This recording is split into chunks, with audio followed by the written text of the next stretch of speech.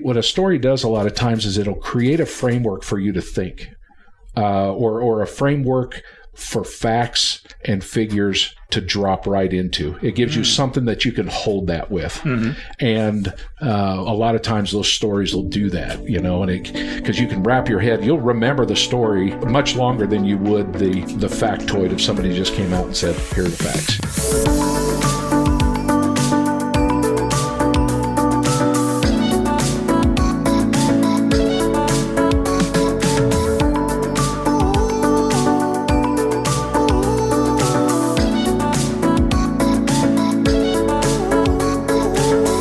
Welcome to the Cross References podcast. This is Luke Taylor, and I'm so glad you tuned in today. I'm not doing my normal introduction on this program because this is not a normal episode. I'm actually doing an interview today with a guy named Nate Vainio, and he lives not too far from me. You live up in Joplin, I believe, and Joplin's just about 15 minutes from where I live. But here's what was kind of interesting is I came across Nate's podcast and found out that this guy lives pretty close to me, and he does an awesome podcast called Something to Gnaw On. And I look forward to every single Friday because it's not just because it's Friday, but because I get in my car, I start driving to work, and there's a new episode of the Something to Gnaw On podcast waiting for me.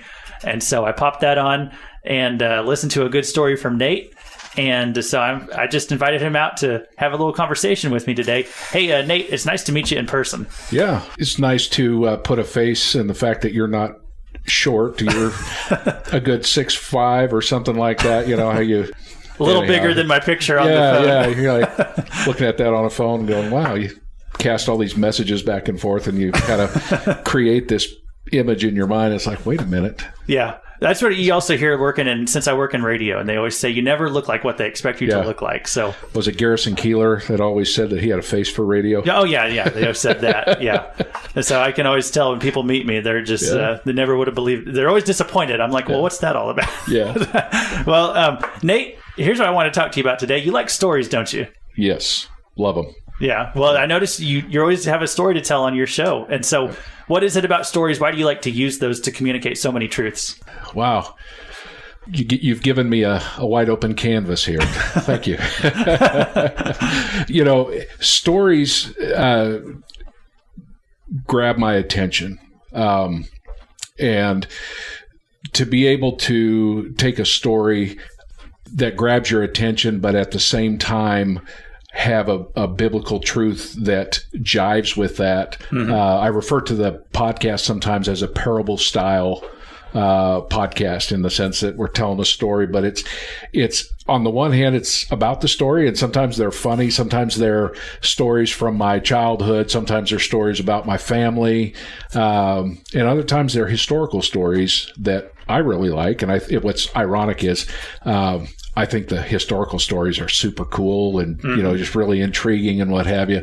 And probably the most popular stories are the ones about my childhood, or recently throwing the airplane at the teacher in high school and getting nearly suspended. Those. I guess there's a relatability to that. But I had a professor in college one time that made the comment, to some extent, it'd be a sin to bore people with the gospel. And the thing is that I could so easily do that. I love digging in. I could spend hours digging into scripture and digging into, Bible, New Testament, Old Testament, Greek, Hebrew, looking at that stuff. But the reality is sometimes you dig into that too much, you lose people along the way. And so the stories just seem to be a way to jive, to make scripture jive and connect with people. And when you can walk away from that saying, okay, I get what Jesus is saying in this scripture, or I get what Paul is saying here, or in the old, so that dynamic works for me on a personal level. And I really just hope that it works for people who listen in. Yeah. Well, you always start each episode with a story. Yep. And I mean, you don't just start hammering someone over the head with a Bible verse or some kind of principle or life lesson. You start with the story, and I'm always like, well, okay, where's he going with this? And by the end, you've made some kind of lesson out of it, or you've connected it with some kind of truth in the Bible. And so, and here's something I was thinking about too, because you were mentioning to me that your dad's a pastor. Yeah. And you have a son who's a pastor. Yes. And so you've obviously spent a lot of time in your life in church, hearing a lot of sermons, hearing your dad preach, I'm sure, many, many times. Is this just something that comes naturally, from that kind of background? From a family background, there was a dynamic of telling stories. Dad used to tell stories all the time, mom and dad both. And there's a dynamic in there of learning and understanding your heritage. And our family has some weird quirks, you go back far enough or whatever, and you start learning not just a genealogy dynamic where it's okay, this person begat this person, and but it's like this person in your family did this, and that's why things are the way they are today. I have a grandfather who immigrated from Finland. His parents put him on a ship when he was 6 years old and his brother was 9. If you can imagine a 6-year-old and a 9-year-old riding a ship across the Atlantic to wherever it was in Canada they landed, and so we hear stories from Grandpa, so I grew up connecting my life to these stories that mom and dad would share and what have you. And it's given me a new appreciation. Well, I shouldn't say a new appreciation. I've always had an appreciation for my heritage. And okay, I had the appreciation for my heritage, but didn't understand why I had the appreciation for my heritage. I mean, does that make sense? Yeah. And a few years ago, I started reading through the Old Testament and the dynamic of monuments, or depending upon which translation you're going to read, they're going to talk about monuments or altars, and they're not altars for sacrificial sake or what have you. But like when the children of Israel go into the promised land, they stack stones as a monument. When the tribes that settle on the east side of the Jordan River, when they cross back over, they build a monument. And the phrase that they say is that we're doing this so that when our kids ask us what this is about, you'll tell them what God did in Egypt and what God did, and so there are these monuments that are set up to trigger these kind of conversations about your heritage. And anyhow, so yeah, I grew up in that, that was, mom and dad always sharing stories. I find myself doing the same thing with my kids, relaying stories, and it seemed like a natural fit, a natural way to do the podcast. Yeah. And then, so that maybe leads into the title, as you call the show Something to Gnaw On. Yeah. And that's exactly what it gives you. It's like a 15-minute episode. It's always, you just always somehow find a way to nail it right about 15 minutes. And you rarely go long, or you might do a double episode, but I mean, you keep it right there in that time frame. But then you leave people with something to actually think about throughout the day. And you just use the stories to do that. So, I noticed also Jesus doing something similar a lot in the Gospels, and you kind of touched on this, but that Jesus people would come to him with a question, and he would answer with a story. Yeah. And so do you see Jesus doing that a lot too? Oh, yeah. Yeah, totally. And what's interesting, though, too, is there's a dynamic of Jesus meeting people where they are. And so you've got like Pharisees, and he doesn't sit down with Pharisees and have these conversations about, stories and parables and the prodigal son and what have you. Those conversations are a little more combative. They're a little more on the legal side, you might say, discussions of the law and what have you. And I mean, and most of that is because the Pharisees were so combative with him. But when he's talking with somebody who's, genuinely interested, or that may not be the best way to put it, but somebody who's not in that Pharisaical dynamic, and he's talking to them and sharing those things. Yeah, he's laying out a story in terms that, he's not talking about stories of physics and things like that, because they can't identify with that. But there's so many agrarian or agricultural related stories and what have you. There's, the story of fishing, it's an interesting, one that he uses that's interesting, where he talks about, I shouldn't say it's a story. He says, to pay the tax, he says, hey, go, get a fish and pull the, and it's like, you can jive, you can understand that, you can, in that society, you could roll with that idea. The parables, all of the parables. I don't think there's one that you could pull out of there. But yeah, it just makes things and the truth relatable. Mm-hmm. One other dynamic I was thinking about here, just since we kind of initiated this conversation a week or so ago or what have you. Mm-hmm. But if you go back to, it's really interesting to me at least, if you go back to looking at Peter's sermon on the day of Pentecost, mm-hmm. he makes a statement that you find in the King James Version, and it's there in the other versions, but the phrase that he uses in explaining what's going on in that moment is, "This is that which the prophet Joel talked about." And so you see what he's doing is he's grabbing a hold of, you guys see this right now, mm-hmm. and you've heard about this fact over here. This is this. This is that. Mm-hmm. And it's that dynamic of taking two things. In a story, what a story does a lot of times is it'll create a framework for you to think, or a framework for facts and figures to drop right into. It gives you something that you can hold that with. Mm-hmm. And a lot of times those stories will do that, and because you can wrap your head, you'll remember the story much longer than you would the factoid if somebody just came out and said, here are the facts. A, B, C, D, E. Yeah. So it's, anyhow. So and it's like what you're saying. He always used things that people were familiar with, things that were new, that were real to them, and used those for the illustrations and implemented those in the story. So some good insights there. Hey, I want to ask you one more question real quick, and then we'll take a short break. But how would you introduce your podcast to somebody? Tell us about the format of your show, and why it is that you wanted to do a podcast like that. I'm sorry. Part of why I'm laughing is that the way I describe it is that it's a short podcast for the Christian with a short attention span. It's set up with what I would refer to as a parable style podcast, in the sense that, or a parable style devotional, mm-hmm. In the sense of what we've talked about already, that there's a story, there's biblical truth, they merge, and hopefully they have kind of a cementing dynamic to them, mm-hmm. For people who listen in. But the other dynamic that I was bent on doing with the podcast, and I breezed over it just a second ago, but it's got to be short. Mm-hmm. And I'll be honest with you, that is the exact opposite of what my tendency is. Mm. I could sit there and I could run, but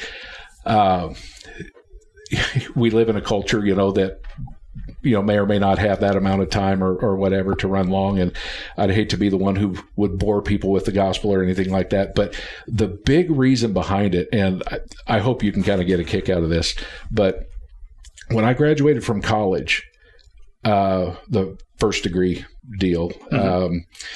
When I graduated, they brought in a guy as the guest speaker or the commencement speaker, whatever the title would be.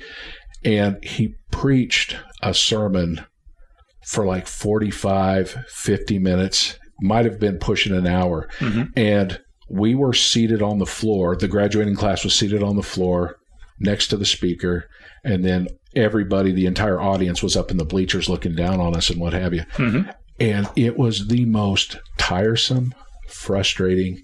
I felt like I was held hostage, honestly, and it was like, man, enjoy your commencement process, here. It's like, I got my diploma. I was like, man, I'm out of here. I got to go stretch my legs and I'm cramping up or what have you. Yeah. And the next year I come back to see my friends graduate, and a guy from, I don't know, should I say the name or whatever? It's up to you. I give him props. The guy's name was Del Tar. I think it was Del Tar. Uh-huh. Anyhow, he comes in and he says, guys, this is your day, and it's an honor to be here, something of that nature, and I'm going to speak for 13 and a half minutes. And that's what I remember it was odd. It was like, it wasn't 15 minutes. It wasn't 25 minutes or half hour. It was 13 and a half or whatever that number was. It was a very distinct number. Like he had been working on this and he just sat there and he spoke, he stood there and he spoke. And it was the most powerful sermon, speech, whatever you want to call it, that I had ever, I shouldn't say that I had ever listened to, but it was the most powerful short sermon. Mm-hmm. And in that dynamic, I just sat there and I just thought, this is crazy. So I look back on that and I think about that in terms of that and the podcast. And it's like, okay, I'm going to do all I can to make this short. Mm-hmm. And there are times where I have a really difficult time doing that. But it's harder to be short than it is to go long, isn't it? Oh, yeah. It's easy just to kind of keep rambling. Mm-hmm. Much easier to keep rambling. And it gets really difficult when you need to start cutting stuff out. Mm-hmm. And it's like, oh, but that's good. You know, that's it hurts. It's like your baby, you know, which limb do you cut off, you know? Yeah. Okay. That's kind of dark, I realize, but it's true. But, you know, this spurs another part of the conversation too, that I've wrestled with. Well, I shouldn't say I've wrestled with it, but I've contemplated, and don't be surprised if you don't see this as an episode at some point in time, but I've contemplated talking about what I would say are biblical shorts, short sermons, short prayers, you know, things of that nature, you know, and you know, the short sermon dynamic. If you read Peter's sermon on the day of Pentecost, it's really not that long. Mm-hmm. Well, at least the initial part of it. Of course, he has he adds on a little later, but you know, aside from, you know, the Sermon on the Mount, which is a lot of stories. Mm-hmm. You know, there's a lot of that stuff that is short and in doses rather than drinking from a fire hydrant and what have you. So, anyhow, No, hey, my hat's off to you, because it is a lot. It's a lot harder to take a deep spiritual truth, pack it into a 15-minute lesson rather than spending an hour on it. I mean, that actually takes a lot of skill and a lot of. It's a lot of hard work to cut something down. So hey, my hat's off to you. I want to take a short break right here, and then we'll come back and we'll finish up this conversation with Nate Vainio.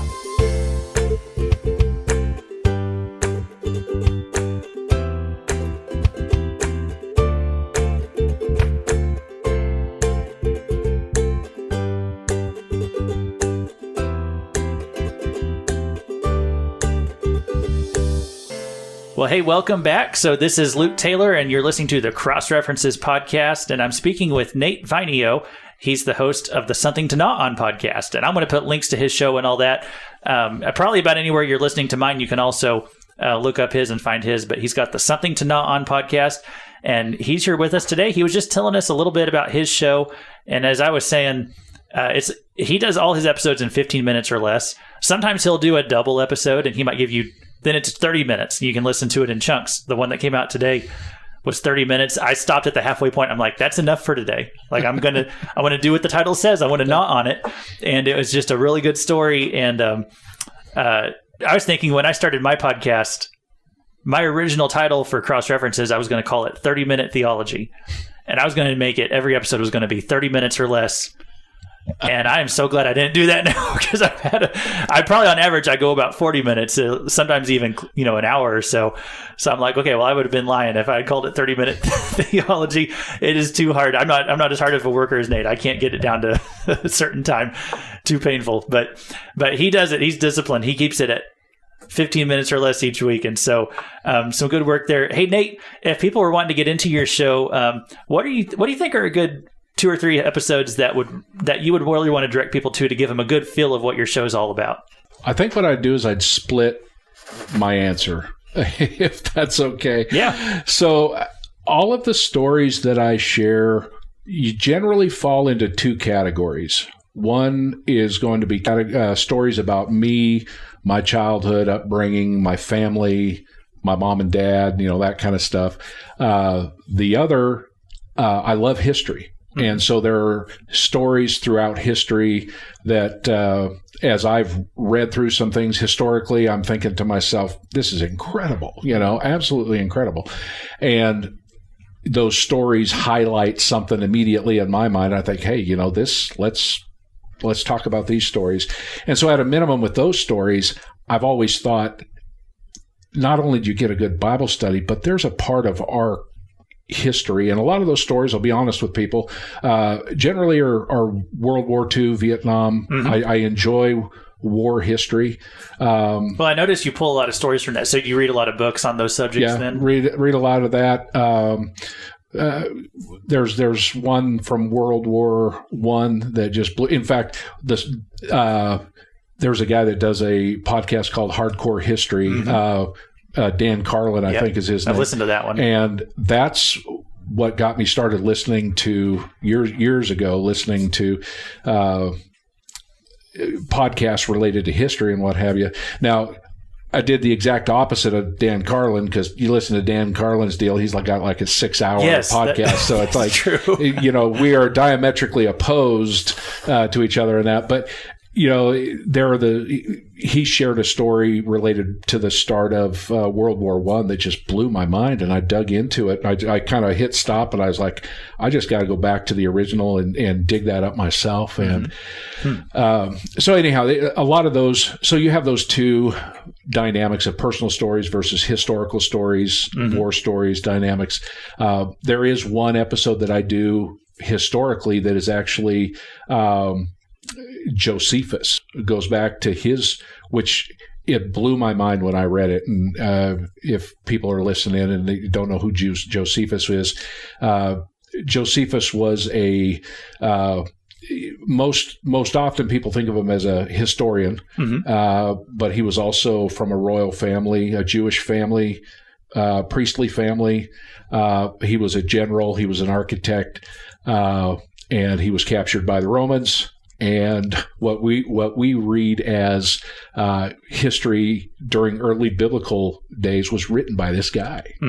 And so he tells his story in this, and there's one episode where I kind of walk through the story of his capture, and it's absolutely amazing to me. Sometimes, have you been in, and you've probably done this, I mean, you've been in ministry for a few years, we do word studies. We go back to the Greek, we go back to the Hebrew or what have you. And understanding the language is a good thing. But in that episode in particular, what I do is I look at how Josephus uses the word repent, and how he uses the word repent just unlocks the understanding of the biblical usage of the term in the same era.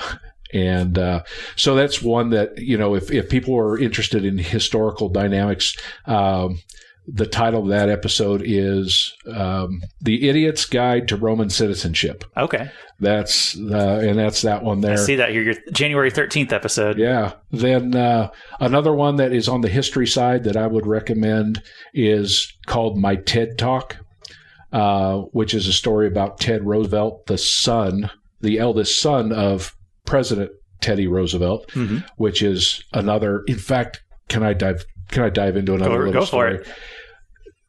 Another dynamic that, as I've been working through this on the early end, was reading their story. And Ted Roosevelt writes in his memoir, shares the letters that his dad shared with him. And he talks about his dad and the relationship that they had, but we were talking about sharing family stories and your heritage. And he writes in his book that his dad would have him walk to the Department of the Navy or the war, wherever it was in Washington that he was working. He would have him walk, and he uses this interesting phrase, is that his dad would share the history of the area. He would share the monuments, the statues and the grounds and the buildings. And his phrase was, he would share the history, not the dates and charters, the boring things of history, but he would tell it in a way in which you thought you were there. And I was like, I read that way back, and I was like, that's incredible, because you look at that dynamic between their relationship, and then you see what Ted Roosevelt does. And you might have to listen to the episode, My TED Talk, but he ends up receiving the Medal of Honor as his acts of heroism at Normandy. And not just a single act. It was a day's worth of, I'm sorry, I'm getting into these stories. It's like, man, I got to tell these, But the gist of it that'll just blow your mind is that this is a guy who lied as an officer, didn't tell the army that he had a bad heart and that he had a bad knee. And so he goes into the, I think it's Utah Beach. He goes in on the first wave because there were no other senior officers to go in. And he saw that as a huge problem. He's like, I got to go. And so he makes it happen to where he goes. But he's on the beach with a Colt 1911 in his hand and a cane in the other because he can't walk. Wow. The entire day, stuff blowing up left and right and whatever, and people talked about how he was just calm as a cucumber just that whole time. And so anyway, I come back to the relationship he had with his dad and his dad telling those stories, creating that framework for him to work through life. And it's powerful. Stories are powerful. Yeah. Well, hey, I'm like, okay, as you're talking here, I'm pulling those up and they're downloading on my phone right now. So. I would say too that just a couple of episodes. Now the irony of this is that I love that history, but the most popular episodes are the ones where I'm telling stories about me being a knucklehead as a kid or something like that, So the episode "Death to Pepe" is I come in contact with a skunk and I survived the day. Was that more recent? That seems familiar. No, that was actually like the second or third one. Oh, okay. It goes all the way back. Okay. I see it here, November 4th of last year. Yeah. So it's that is one. Another one is The Ripple Effect, which tells a story of a friend of mine and I who took a 6-foot Livingston boat out on the Puget Sound, and that almost ended not too well. And then there's one here that I've always loved this. I've always loved the title, and I won't say much about it, but I think the title says plenty, but it's called A Shoestring Snot Revival. And it's a bit of a story about a time in which God got a hold of me. I gave my life to the Lord as a kid in third grade, and there were days or there were years in there where I had drifted, and there was a time in my high school years where God got a hold of me, and that's what that story's about. And so it's that's if you want to know how I ended up getting myself turned around, it had nothing to do with me. That'll tell you exactly how God did it. Okay. Well, yeah, that's a good starter pack for people if they want to jump into your podcast, and you put new episodes out each Friday. I was looking here as I was scrolling through my phone. I guess I've been listening since February. I didn't even realize it had been that long, but cool. Yeah, my first one that I listened to, I think it was Father Abraham Had 7 Smurfs is the name. And maybe it was part of the title. I was like, okay, I got to see what that's all about. Yeah. And you had some thoughts on worship in that episode, and it was really thought-provoking. So which I guess that's the title, Something to Gnaw On. So that's the point. But some really good stuff there. So if people want to go check it out, that's the name of the podcast, is Something to Gnaw On. And there's several episodes that, like you said, it can make a good starter pack. One thing you've been doing differently is a series of episodes on King David. Yeah. And what was it that drew you to focus on that? I honestly don't remember. I really, sometimes the Bible's like a rabbit hole, man. You just kind of get started on something, and what ended up happening in that was I was just reading one day, and I would try to compare and reconcile an episode in Samuel versus an episode in Kings, the record of the same episode, kind of like the same way we handle looking at Matthew, Mark, Luke, and John, when there's, you have looking at the same deal. And as I got to looking at that in the life of David, for whatever reason, I started seeing the dynamic of the conflicts, not just, the easy ones with David's life are, Saul, that's an easy one, but there's a lot of other stuff, and it just became a rabbit hole of, man, this thing just keeps going. But I wanted to do it in such a way that, I love expository preaching and expository study. This is not that. This is looking at David's relationships with certain individuals in the story and following it from start to finish. And so we look at Joab, we look at Saul, we look at this last week we're looking at Michael, and these are individuals that they pop up on the radar a couple of times. They may not always be there, but then now we're getting to the end of this, and it's like, okay, we've got 4 or 5 individuals that we can start to kind of weave. We've looked at Saul, and we've looked at Jonathan, and we've looked at Joab, and of course in that episode Abner and Abishai, and those guys show up, and then and you start.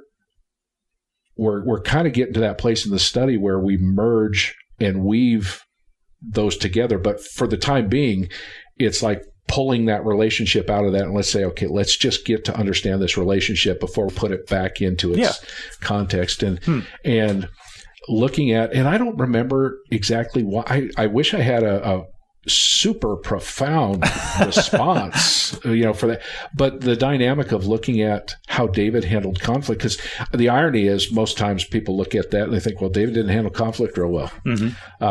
And the subtitle to that is handling conflict King David style, or not handling conflict King David style. So there's all sorts of opportunities in his life. I mean, his life's under a microscope, covered in so many books. And I